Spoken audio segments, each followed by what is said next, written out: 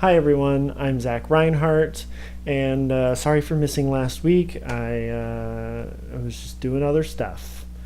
But we're back this week, and we're catching up on one of the big albums I kind of missed out on from last year before we get into new stuff, and that is the new Sakamoto Ryuichi album, Async. Sakamoto Ryuichi is a absolute legend and hugely important figure of Japanese electronic music. He was one of the founding members of the very seminal and important Yellow Magic Orchestra back in the 70s and 80s, and he split off and started doing solo stuff. He also did some work with like Meta 5 and is just generally one of the most kind of important figures in early Japanese electronic music, and really early electronic music in general. Now, while I am a fan of the Yellow Magic Orchestra and their kind of early output and Sakamoto Ryuichi's stuff from that time, I haven't really followed him much into more recent territory. He does a lot of really ambient stuff, or at least had been doing for a while, and that's just not really the kind of music that really gets to me and that I'm really looking for, and it's not really up my alley, I wouldn't say.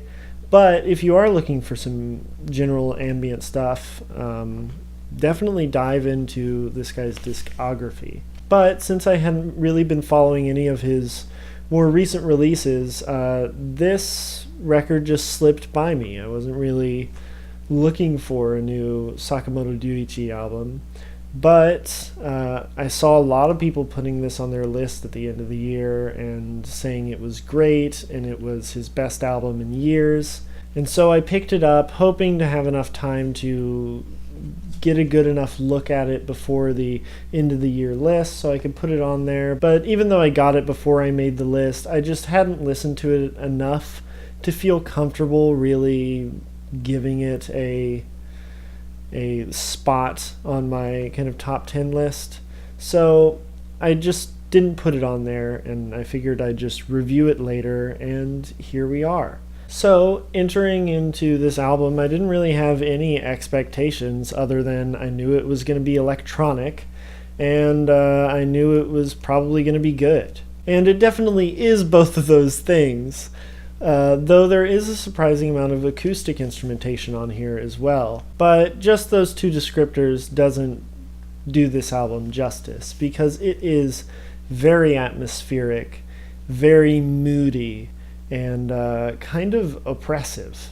The album kicks off with the track Ondata, which has this slow, sad, and lonely piano that is just beautiful. It has a very pretty, nice, just clear melody over top of some pretty functional chords.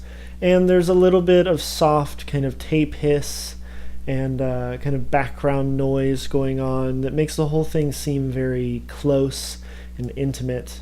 And as the song goes on, after it kind of repeats the full chord progression once, it swaps out the piano for this very depressing, kind of hopeless organ. The ambient noise picks up, and this song gets just really depressing. It feels like a song you would hear for a funeral. It is slow and heavy and hopeless and beautiful. This song is really great. I love the melody on it, the little chord change towards the end of it switches it up and adds just enough kind of progression to the song to make it feel like it's moving, though movement is something that is kind of sparse on this album, and it all just comes together for a really stunningly beautiful and interesting opening to the album. This song really takes its time to set us up to be kind of depressed for the whole rest of the album, and for the most part it keeps us there as it moves forward. the next track, Disintegration, is this kind of chaotic piece that sounds like it's being done on a prepared piano that is kind of looping, but stuff keeps getting added onto it, and it just becomes this kind of chaotic jumble of notes towards the end. All while these kind of ominous synths swell and fade in the background. Sakamoto-san really plays with kind of soft ambient background noise in a lot of interesting ways on here. It's almost comparable to the kind of strange experimental genre Lowercase at points.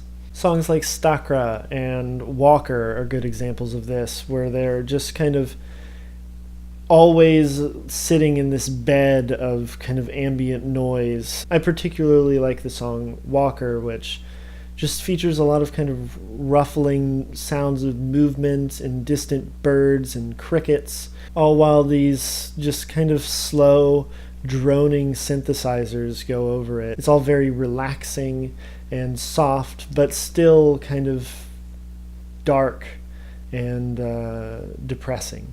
I think the more ambient tracks on here really work well, and the kind of use of just synth drones kind of slowly changing chords over the course of these sometimes long, stagnant, static tracks actually come out really well and help with the kind of oppressive atmosphere of this album a lot. But there are also some really beautiful, more melodic tracks, like the opener Ondata and the third track Solari, which features these kind of blurry, dense, soft synthesizers that remind me a little bit of the kind of synth take on jazz that was happening on like the Blade Runner soundtrack.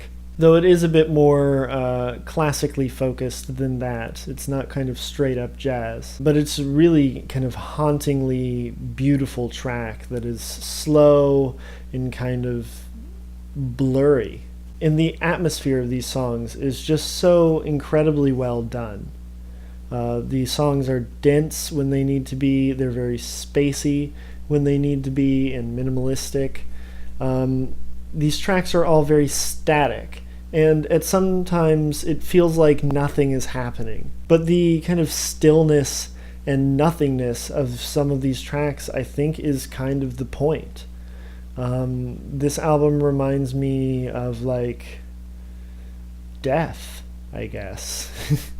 On some tracks, there's this slow, steady dinging that appears, that just goes over the rest of the song.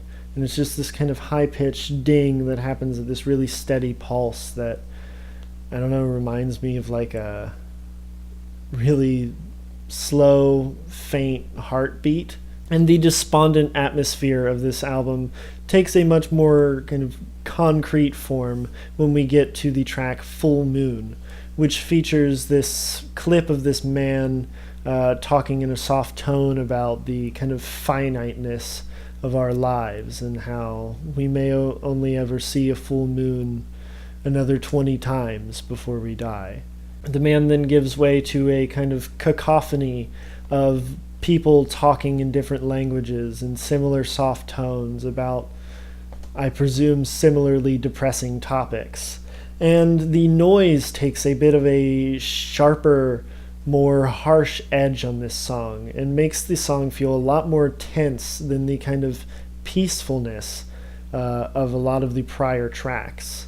The song really almost like gives me goosebumps when I listen to it. It's so kind of tense and sad, and things only get tenser when the song ends and then gives way into the title track Async, which is a cacophony of pizzicato strings being cut and screwed and manipulated electronically to make this just complete mess of sound. It's atonal, it's dense, it's chaotic, and it's panicked. The song feels like hyperventilating or like just having a panic attack It's a really interesting moment on the album that has really left a impact on me since I first really sat down with this album. But unfortunately, it feels like Sakamoto Ryuichi doesn't really know how to follow up this moment. The next track, Try, is, that's Tri, not Try, is this interesting piece with these kind of high-pitched, tinny synth bells that are playing these slow, methodical chords that eventually get pretty chaotic and kind of crazy. And the whole song is very trebly and kind of nasal.